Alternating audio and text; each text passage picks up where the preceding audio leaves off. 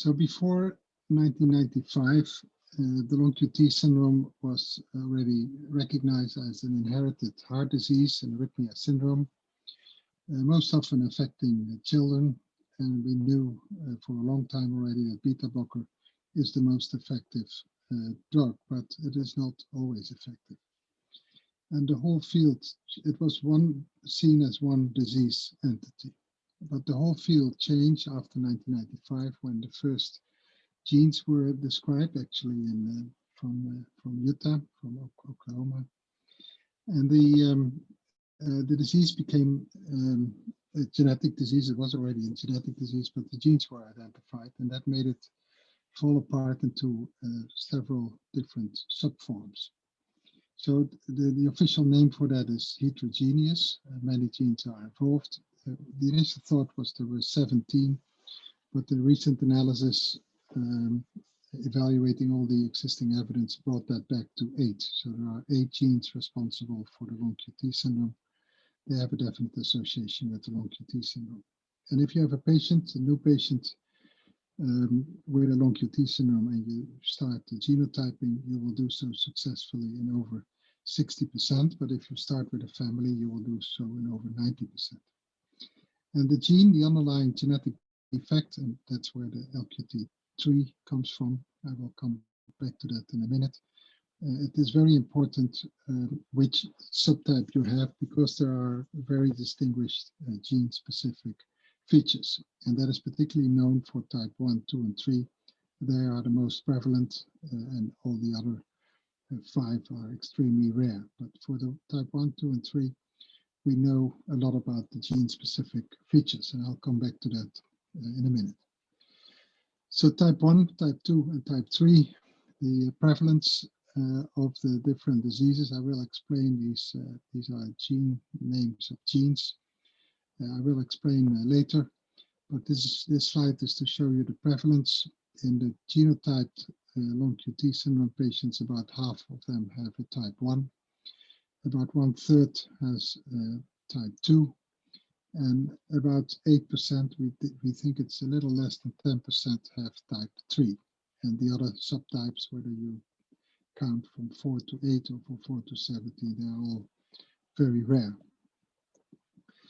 So the disease is caused by mutations, by abnormal things in the genes that encode for proteins. The proteins are in the cell membrane, and they can pass ions from outside to the inside, or the other way around, and that elicits electrical activity.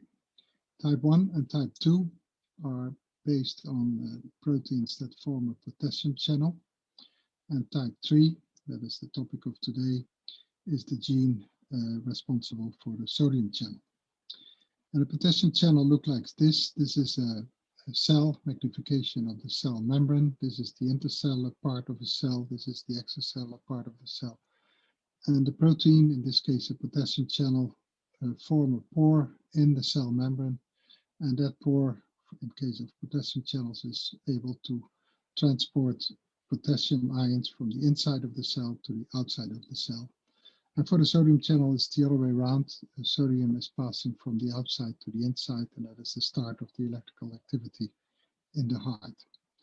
So this is further magnification, or less magnification as the previous one. This is a cell membrane. You see all the different potassium channels, and there are many more. These are just the most important ones. And here in blue, you see the sodium channel and the calcium channel in green. They are all like holes in the membrane, and the sodium channel is able to conduct sodium ions from the outside of the cell to the inside of the cell, and that generates electrical activity. And the activity of the potassium channels brings that back to the normal resting state. So this is the electrical activity that is generated by these proteins. This is so the signal from one cell, and not every cell has the very same signal. This is from one cell, and here is another cell, which is a little wider. And by virtue of the fact that all these cells have this electrical activity, if you take all the cells of the heart together, then you end up with the electrocardiogram. And that is what all of you will be aware of. This is what a cardiologist records when they make an electrocardiogram of you in the hospital. And the signal is, the initial part of the signal is the activation, so that is the start of the electrical activity, activation of the ventricles of the heart. And that is due to this rapid phase, rapid upstroke of electrical activity. And then there is a much slower phase, and that is the T wave. And the T wave is there because the different cells behave slightly differently. If they would all behave very similar like here, then the T wave would be a very similar signal to this. But the T wave is a very slow signal, and that is because there is a wide range of action potential duration. The duration of the electrical activity of the individual cells is wide, and that leads to the T wave. And now the QT interval is the distance between the Q, this is the QRS complex. So the Q is right here, and the end of the T wave is right here. So the QT interval is here. And when the QT interval gets longer, you get a prolonged QT interval. And that is what is actually shown on the next slide. So when, sorry, I'm going backwards. When the electrical activity in individual cells is prolonged, when it takes longer to go back to the resting membrane state, to the normal state, then on the EKG, the only difference will be, the difference will not be here, the QRS complex will be very similar, but the difference will be that the recovery phase will take much longer, and that is a prolongation of the QT interval. So this is the heart as a whole, so all these different cells all together form the heart as a whole. Electrical activity runs through the heart through these green streets, so to say, and the ventricles, when they contract, they will pump blood around, and that is the reason that we are alive and kicking. And you can pick up the electrical activity from the heart with an electrocardiogram. And this is just one lead. This is one lead on your chest in this case. And that particular lead looks at the heart as it does. And you see the QRS complex, which is this large complex. And then you see the much slower T wave, as I've just shown you before. Now, a cardiologist has many leads on your chest and on your arms and legs. And that is the reason that there is a 12 lead electrocardiogram. So there are 12 different leads, 12 different angles that you can look at the heart. And that is how the electrocardiogram is recorded. This is 12 leads, and this is a normal electrocardiogram, and it's particularly normal for the QT interval. So once again, the QT interval is the distance between this point, the beginning of the QRS complex, and this point, that is the end of the T wave. So in this case, that is normal. But in the next case, this is from a 10-year-old young boy who has a QT prolongation, congenital long QT syndrome. And here, here you can see that the distance between the QRS complex and here is much longer. And in this case, it's actually too long. There are boundaries. It should be within a certain boundary. And when it gets out that, it is prolonged. And the diagnosis in that case, if there is no other reason for that, is congenital long QT syndrome. So this is an inherited form of the long QT syndrome. So what are the symptoms of long QT syndrome? And if you have long QT syndrome, you are definitely aware of that. These are the symptoms. It can either be a very short episode of dizziness, and it can be an episode of syncope. That is loss of consciousness, and that can last for a few seconds, but it can also last for half a minute or even a minute. And this is caused by arrhythmias, by abnormal electrical activity of the heart.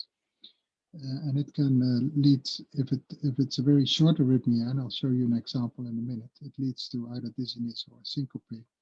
But when the arrhythmia doesn't stop by itself, it unfortunately can lead to sudden cardiac death.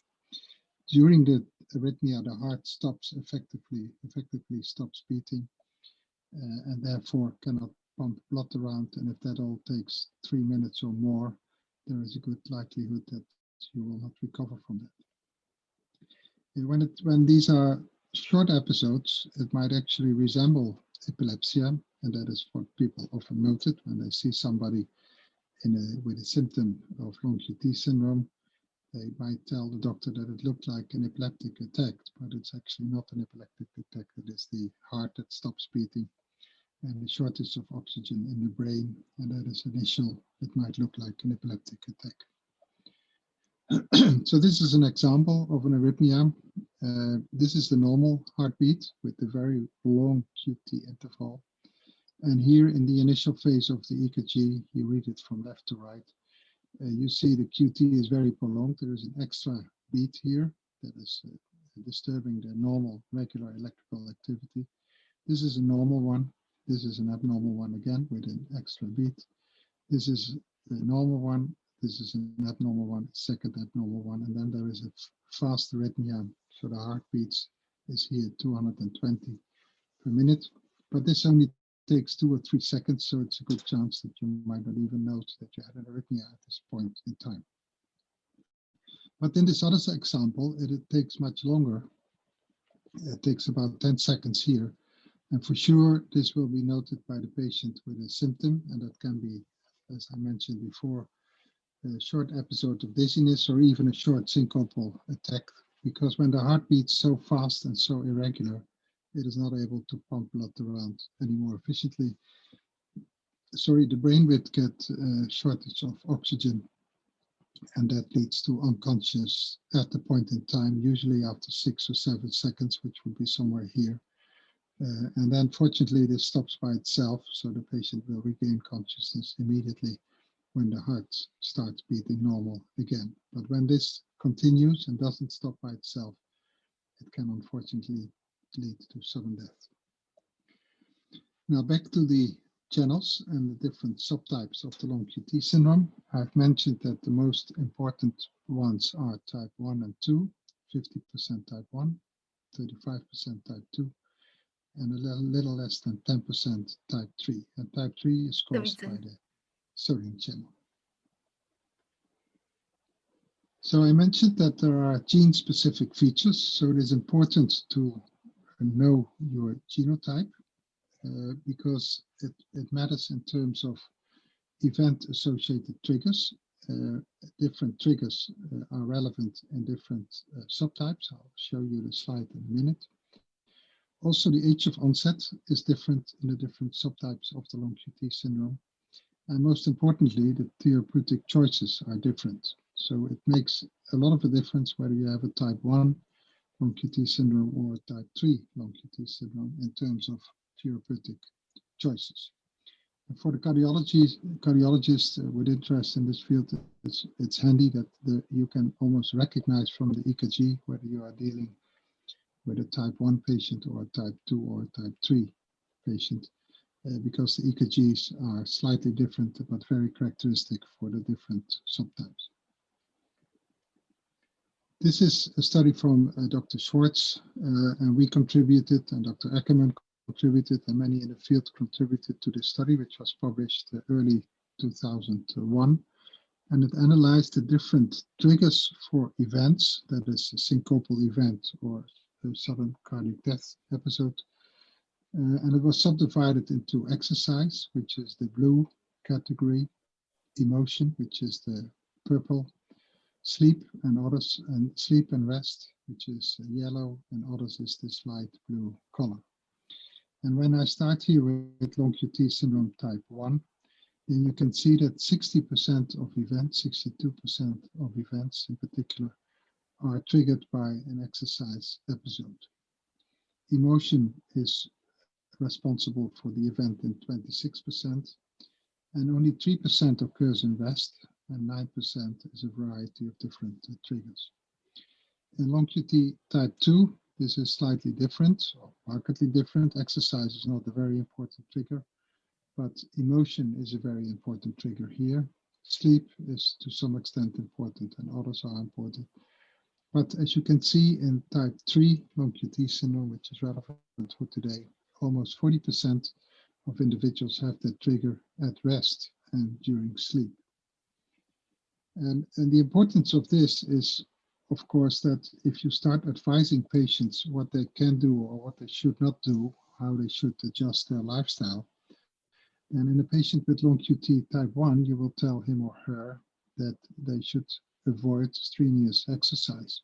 But that is not a relevant advice in type 3 patients. Type 3 patients can, as far as we are concerned, sport whatever they like. It is completely different from type 1, as this study clearly shows. So the importance is that the adrenergic stimulus, adrenaline is the hormone that comes free in your body when you start exercising, or whether you are emotions, whether some emotion or stress or whatever. Adrenaline comes free, and an adrenergic stimuli is pertinent here in type 1 for almost 90% of events, and only for 1/3 in long QT syndrome type 2, and with emotion as the most important one, and exercise only relevant in about a little over 10%. The other point that is important here, if the trigger is adrenaline, then we know that beta blocker therapy, beta blocker is the cornerstone of the therapy in long QT syndrome. And in the early days, based on these data, it was expected that beta blockers were not that protective in long QT type 3 patients, because the trigger was not exercise or adrenaline related. And in these early studies, there were two studies from Dr. Schwartz in 2001 and Dr. Priori in 2004. It was indeed shown that beta blocker was not that effective. It seemed that beta blocker was not that effective. These bars indicate the recurrent events under beta blocker therapy. So these are all patients on treatment with beta blocker therapy.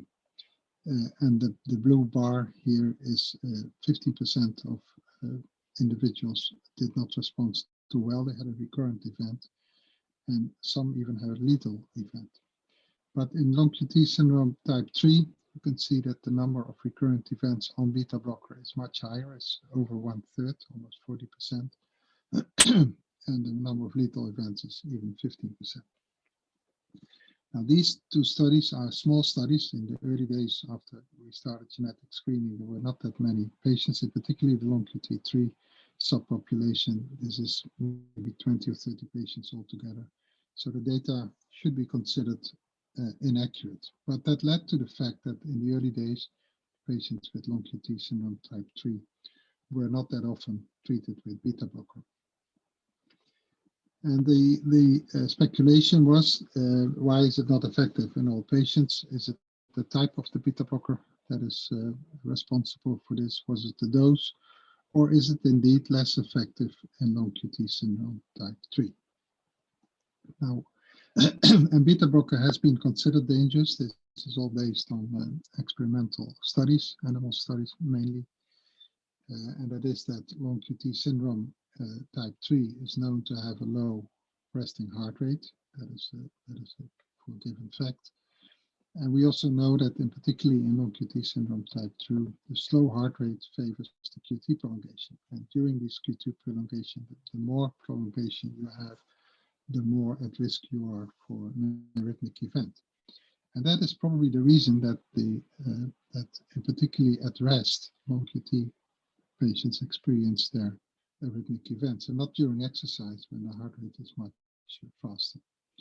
And another issue that we were aware already in the early days after genetic screening started, that the first cardiac event was actually more lethal in long QT3 than it was, for example, in long QT2. So the initial thought was that the beta blocker was a double-edged sword. It could protect against arrhythmias, but because it also lowers heart rate, and a slow heart rate favors QT prolongation, it could also worsen the situation for long QT3 patients.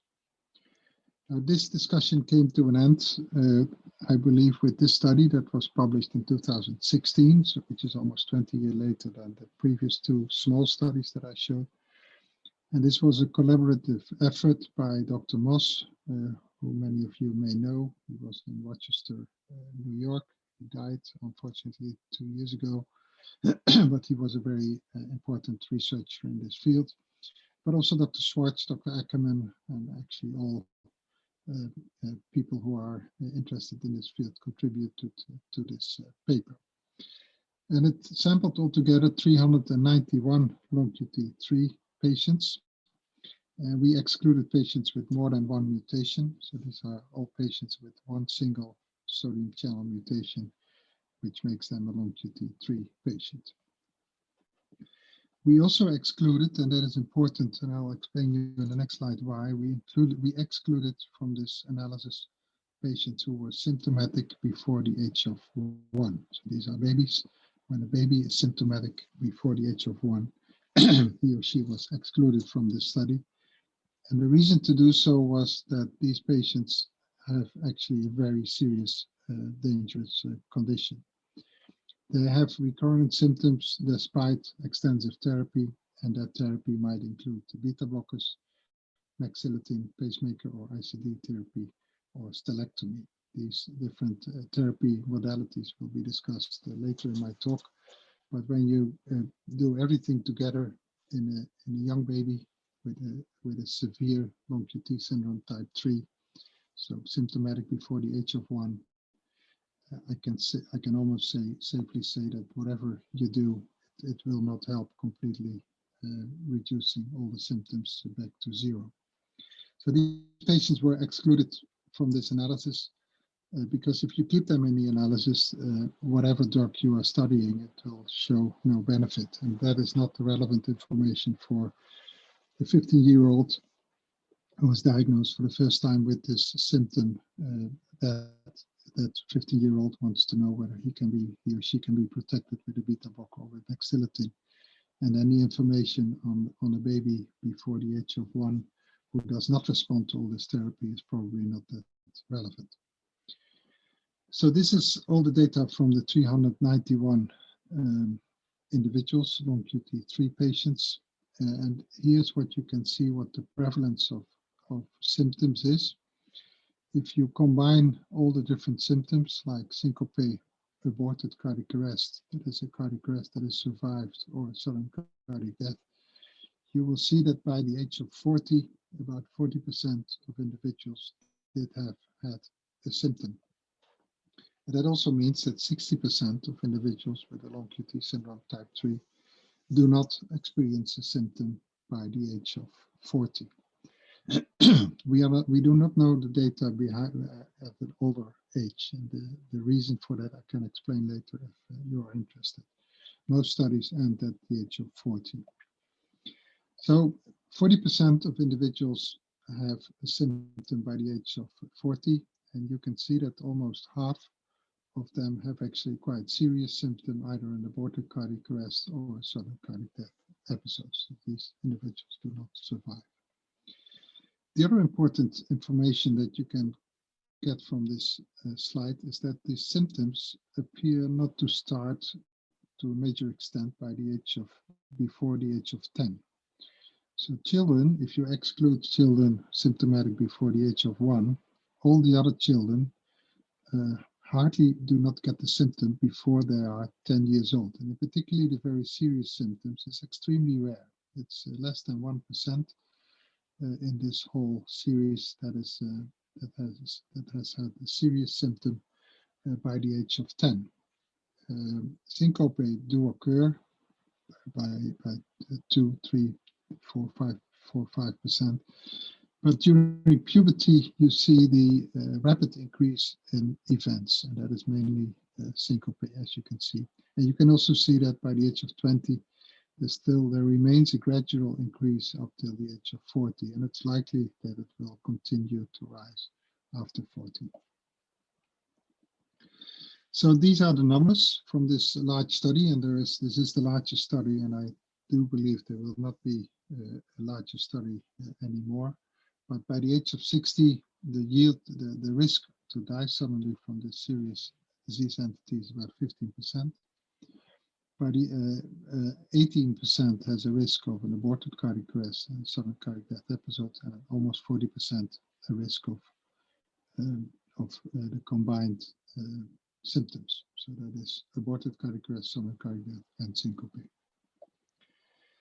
Females are a little bit at higher risk than males. So you can see that females are a little bit higher in terms of risk than males. Males by the age of 40 is only less than 30%, and females are a little over 40%. So if you are a female with long QT syndrome type 3, you are a little at higher risk compared to a male. And this is also very important because this indicates your risk based on the QT interval. We know from all the different subtypes of long QT syndrome that the QTc interval is the main determinant of risk and the presence of symptoms. But you can easily see from this graph that if your QTc is longer than 500 milliseconds at half a second, then your risk is pretty high. But when it's normal, this is the normal range for females, 450, you can see that you are not without risk, but the risk is almost half of the risk when the QTc is very long. And the intermediate value between 450 and 490 is in between in terms of risk. Then the difficult question of beta blockers. That was one of the main purposes of this paper, to enter discussion: is a beta blocker effective or not in the long QT syndrome type 3? Now, ideally, you would do a study where you would give half of the patients a beta blocker and the other half of the patients not a beta blocker. But that is not something you can do in these rare syndromes. Some people believe very much in the beta blocker, others don't. And the only thing you can do is look what happened over time in terms of events on beta blocker or not on beta blocker. But this is not what is officially called a randomized study, which is actually the only way to really demonstrate an effect. So this is a kind of registry. And this slide is a complicated slide, but it shows the situation for a particular person with a QTc over 500. And we had to, and a patient who was asymptomatic. So this would, for example, be a new patient coming to the outpatient clinic, asymptomatic, never had a syncope, never had a syncopal event, and has a very long QT interval. And some mutations were excluded because they behave differently. And then from this slide, you can see that beta blockers are particularly very effective in females. If you are female and you have these characteristics and you were never on a beta blocker, the chance that you develop a serious symptom is almost 70% by the age of 40. At the same time, if your female is always on therapy, you can see that it significantly reduced the chance of events back to about 20%. So females are definitely very responsive to beta blockers with LQT type 3. In males, the effect is smaller. A male never on beta blocker is here, and a male always on beta blocker is here. It is significantly smaller, but it's not that big difference. And that is mainly because events, it's more difficult to demonstrate because the event rate in males is much lower than it is in females. You can, if you compare this red one with this black one, you can see that females are much more frequently affected by symptoms than the males. So this is a good indication that beta blockers are very effective in LQT type 3, and particularly so in female patients.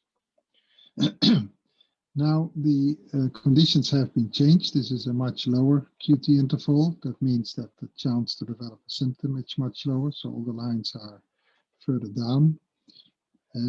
But the tendency is still there. A female never on a beta blocker is the red line here, and a female always on a beta blocker is the blue line here.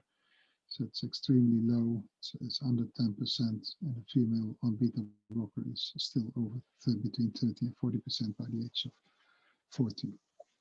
So this in patients who are less affected, the effect is less clear, but it's still there. In males, however, you cannot demonstrate it anymore because the event rate is so low in these males. So this concludes the story, we believe, and we as all the authors on that paper, and these are, I think, the main OMQT investigators in the world, we concluded in 2016 that beta blockers are certainly not contraindicated. So that means that what we thought in the years before, that the beta blocker should not be given in these patients, is not true. Beta blockers are not contraindicated. To the contrary, we believe that beta blockers are actually a medication of choice in these patients.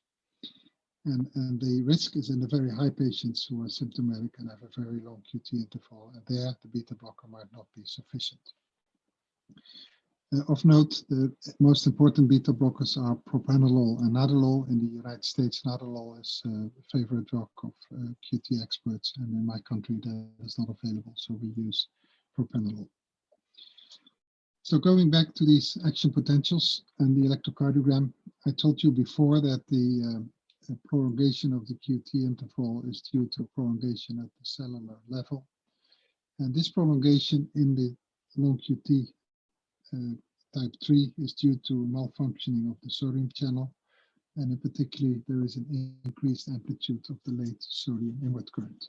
And you don't have to remember this, but the late sodium inward current is the target of a number of drugs, and they are referred to as late sodium inward current inhibitors. And this is one of them. This is mexiletine. This is the most recent study of the group from Pavia in Italy, published in 2016. And they gave mexiletine in patients with long QT syndrome type 3. The number of patients was 33. The follow-up was 3 years. And the red bars is the situation before giving mexiletine. The blue is the situation post-mexiletine. These are the number of patients with arrhythmic events, the percentage of patients with arrhythmic events. You can see almost 25% before mexiletine had arrhythmic events. And then in the 3 years after giving mexiletine, it is significantly reduced to below 5%. And the mean number of arrhythmic events per patient was almost 40 here, 0.4 in before mexiletine, and was significantly reduced to 0.03 after mexiletine. So mexiletine is a very effective drug, and particularly in LQT type 3. But there are still patients who are also having recurrent events on mexiletine.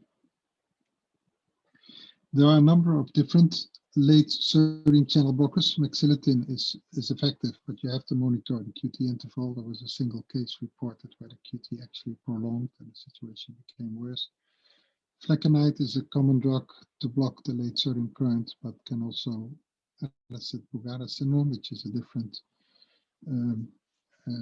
disease entity. Ranolazine is a drug that has been used in acute cases only, but is effective in acute cases. And some of you may be aware that there was a trial with a drug from Gilead, eclalazine, but the trial was stopped prematurely, not because it was not effective in LQT3, but it caused problems in patients with other indications, and unfortunately, Gilead decided to stop it. So I have discussed beta blockers, I have discussed sodium channel blockers, and I will now briefly discuss surgical procedure, left ganglion stellate ablation, and I will briefly touch on the use of ICDs in this subgroup. This is a very complicated picture where you will easily recognize the heart, and all these gray structures are the nerves, and the red structures are the nerves. And from the left side and from the right sides, there are nerves going to different parts of the heart. And between this part and this part where the scissors are, the nerves mainly go to the ventricle of the heart, which is this big red part here. The blue is the atrium. So the nerves that go to the ventricle are here. And if you cut, this is in magnification. These are nerves, these red dotted lines, and they go here to the left part of the heart. And a surgeon can remove these nerves by a procedure. He can go with a videoscope into the thorax. This is, of course, under anesthesia. And the surgeon, when they cut here, in the upper part and down here somewhere in the lower part. And then you disrupt the nerves that go from the sympathetic strength to the heart, and you interrupt all the adrenergic activity going to the heart.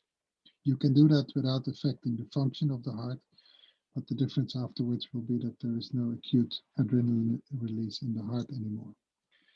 Now, that was shown to be a very effective therapy in long QT syndrome for a very long time already. Dr. Moss and Rochester did the first procedure in the 70s of the previous century. But the Mayo Clinic, again, they focused in this study on the non-responders, so individuals who had had this procedure but were not responding so well after the procedure. The Mayo Clinic data had in 2010, between 5 to 10, operated on 52 patients, young patients, most of the time 10 years median age, with a very long QT interval. This is extremely long, and the follow-up is about 3 years. And this is the effect of the procedure. If you are in this white box, there are no breakthrough events on beta blocker. But if you are in this black box, there are more than one or more. and then you can see that, particularly in long QT syndrome type 1, all the surgical treated patients are doing well because they had no recurrent events. But in LQT type 3, you can see that all the 4 that were in this group actually did have beta blocker recurrent events, and none of them was without events. So that doesn't mean that this procedure is not completely effective in LQT patients, because it can still reduce the number of events significantly, but it does not completely prevent you from events in LQT3, whereas it does in LQT1. Finally, a few words on ICDs. In the first place, I have, of course, to mention that an ICD is a life-saving device in case of serious arrhythmias. So if you are at risk of continuing at risk of serious arrhythmias, an ICD is probably the only choice. And an ICD can also function as a pacemaker, and that is important in long QT type 3 because increasing heart rate a little bit might be a beneficial thing to do.